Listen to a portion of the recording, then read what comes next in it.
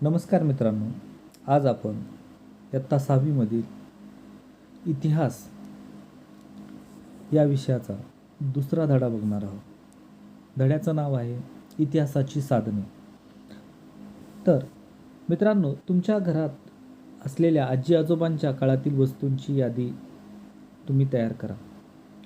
बघा, प्रत्येक व्यक्तीच्या घरातील यादी ही वेगळी येणार आहे.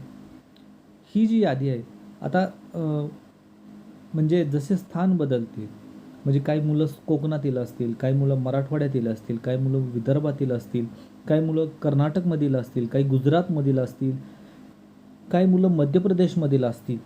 या प्रत्येक मुलांच्या घरची जी आजी आजोबांच्या काळातील ज्या काही वस्तू आहेत त्यांची यादी ही वेगवेगळ्या प्रकारची येणार आहे. आता पुढं बघा, तुम्हाला दुसरी तुम्हाला अजून एक कृती सांगतो. तुमच्या परिसरातील गावातील एखाद्या जुन्या वस्तूची माहिती गोळा करा. ठीक आहे, आता आपण बघूया. आपल्या पूर्वजांनी वापरलेल्या अनेक वस्तू आजही अस्तित्वात आहेत. त्यांनी कोरून ठेवलेले विविध लेख आपल्याला सापडलेले आहेत. या साधनांच्या मदतीने आपल्याला इतिहास कळू शकतो. याशिवाय चालीरीती, परंपरा, लोककला, लोकसाहित्य, ऐतिहासिक कागदपत्रे यांच्या आधारे आपल्याला इतिहास कळतो. या सर्वांना इतिहासाची साधने असे म्हणतात. म्हणजे इतिहासाची साधने कशाला म्हणतात तुमच्या लक्षात आलं की चालीरीती, परंपरा, लोककला, लोकसाहित्य, ऐतिहासिक कागदपत्रे यांच्या आधारे आपल्याला इतिहास कळतो. या सर्वांना इतिहासाची साधने असे म्हणतात. इतिहासाच्या साधनांचे 3 प्रकार आहेत. पहिला प्रकार आहे भौतिक साधने, लिखित साधने आणि मौखिक साधने. आता मला सांगा, किल्ले, लेणी, स्तूप या वस्तूंना भौतिक साधने म्हणतात. याशिवाय अजून कोणकोणत्या वस्तूंना भौतिक साधने म्हणतात हे तुम्ही म्हणजे याचा विचार तुम्ही करायचा आहे. पुढं बघा, भौतिक साधने म्हणजे काय ते आपण सुरुवातीला बघूया की दैनंदिन जीवनात माणूस विविध प्रकारच्या वस्तू वापरतो. पूर्वीच्या माणसाने वापरलेल्या अनेक वस्तू आज आपल्याला महत्त्वाची माहिती पुरवू शकतात. पुरातन वस्तूमधील खापराच्या तुकड्यांचे आकार, रंग, नक्षी यावरून ही भांडी कोणत्या काळातील असावी याचा आपल्याला अंदाज बांधता येतो. दागदागिने आणि इतर वस्तूवरून मानवी समाजाच्या परस्पर संबंधाची माहिती मिळते. धान्य, फळांच्या बिया आणि प्राण्यांची हडे यावरून आहाराची माहिती मिळते. वेगवेगळ्या काळात माणसाने बांधलेल्या घरांचे आणि इमारतीचे अवशेष सापडतात. याशिवाय नाणी, मुद्राही सापडतात. या सर्वांच्या सहाय्याने मानवी व्यवहाराची माहिती मिळते. या सर्व वस्तू आणि वास्तू किंवा त्यांचे अवशेष यांना इतिहासाची भौतिक साधने असे म्हणतात. म्हणजे इतिहासाच्या भौतिक साधनांची व्याख्या लक्षात घ्या की वस्तू म्हणजे पूर्वजांच्या वस्तू आणि वास्तू किंवा त्यांचे अवशेष यांना इतिहासाची भौतिक साधने असे म्हणतात. आता बघा, तुम्हाला हे माहीत आहे का? बघा, धान्यांचे कण फार काळ टिकत नाहीत. त्यांना कीड लागते, त्यांचा भोगा होतो. प्राचीन काळी धान्याचे पीठ करण्याआधी धान्य भाजत असत आणि मग ते भरडत असत.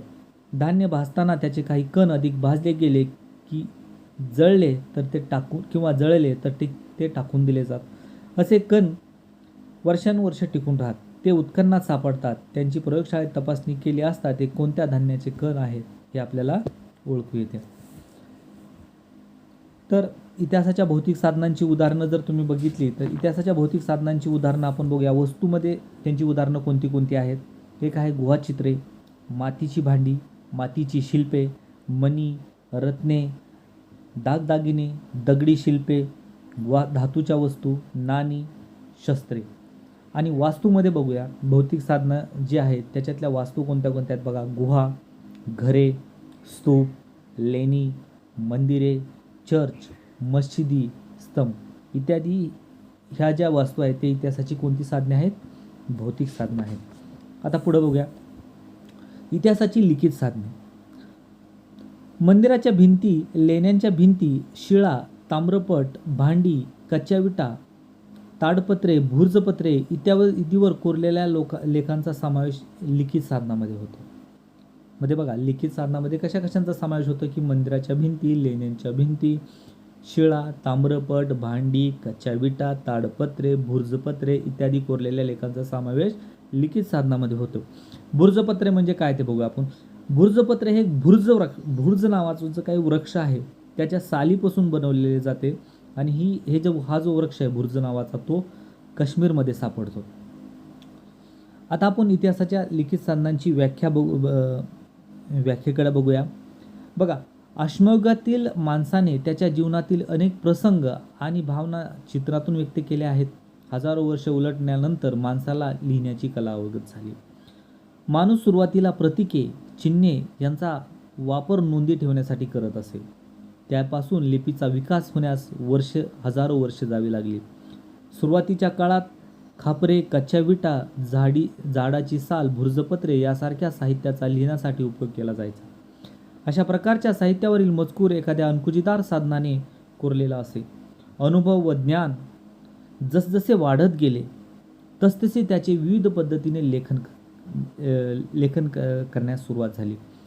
सभोवताली घडलेल्या घटना, दरबारी कामकाजाचे वृत्तांत इत्यादी माहिती लिहून ठेवण्याची पद्धत सुरू झाली.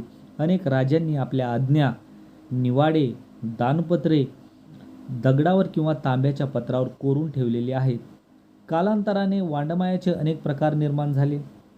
सामाजिक, धार्मिक स्वरूपाचे ग्रंथ, नाटके, काव्ये, प्रवास वर्णने तसेच शास्त्रीय विषयावरील लेखन झाले. या साहित्यातून त्या काळाचा इतिहास समजण्यास मदत होते. या सर्व साहित्याला इतिहासाची लिखित साधने असे म्हणतात.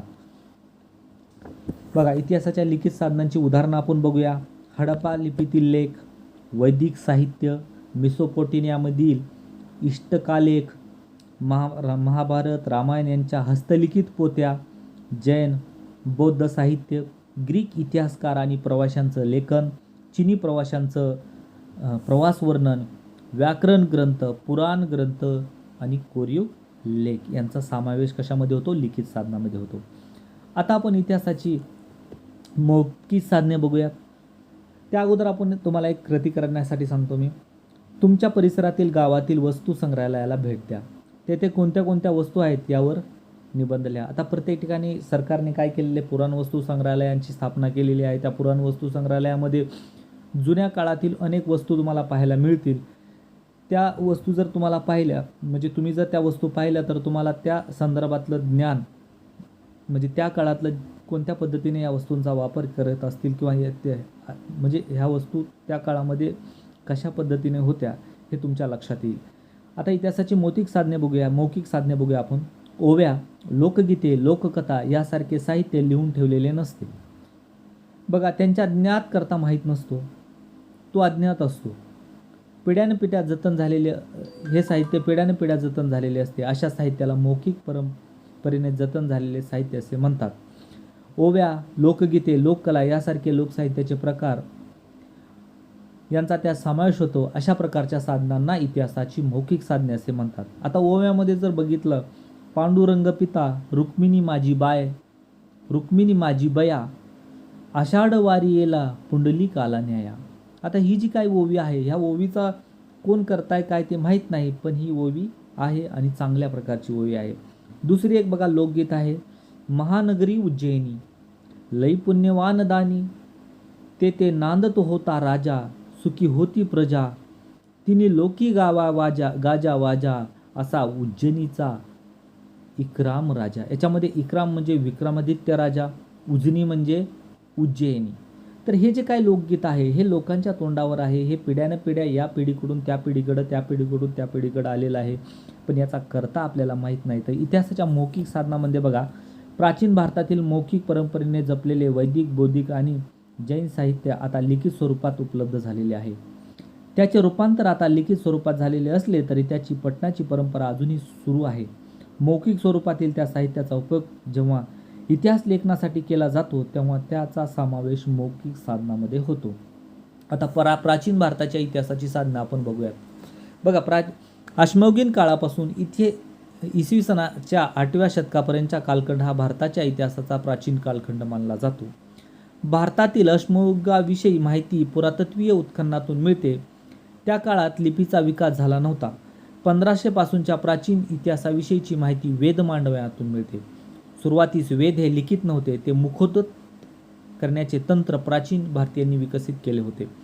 कालांतराने वेदांचे लेखन झाले. वेद वाङ्मय व त्यानंतर लिहिले गेलेले साहित्य प्राचीन भारतीय इतिहासाचे एक महत्त्वाचे साधन आहे.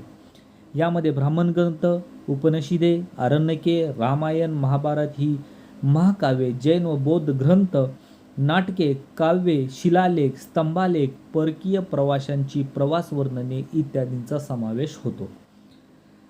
त्याचप्रमाणे पुरातत्वीय उत्खननात सापडलेल्या वस्तू, पुरातन वास्तू, नाणी अशा अनेक भौतिक साधनांच्या मदतीने आपल्याला प्राचीन भारताचा इतिहास समजतो. आता बघा, इतिहासाच्या लेखनाबाबत घ्यावयाची काळजी. आता इतिहासाचं लेखन करत असताना आपल्याला काळजी घ्यावी लागते. इतिहासाचं लेखन करत असताना चिकित्सेला फार महत्त्व आहे. तर बघा, इतिहासाच्या साधनांचा वापर करताना काळजी घ्यावी लागते. एखादा लिखित पुरावा केवळ जुना आहे म्हणून तो विश्वासार्ह असेलच असे नाही. तो मजकूर कोणी लिहिला, का लिहिला, केव्हा लिहिला याची छाननी करावी लागते. विश्वासार्ह ठरलेल्या विविध साधनांच्या आधारे काढलेले निष्कर्ष एकमेकांशी पडताळून पाहावे लागतात. इतिहास लेखनात अशा चिकित्सेला फार महत्त्व असते. तर या ठिकाणी आपला धडा संपलेला आहे. धन्यवाद.